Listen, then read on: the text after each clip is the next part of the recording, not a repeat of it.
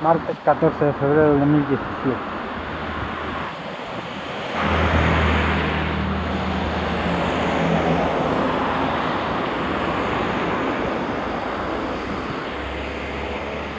Un Mazda.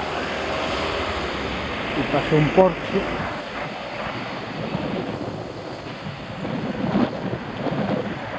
Mazda MX-5.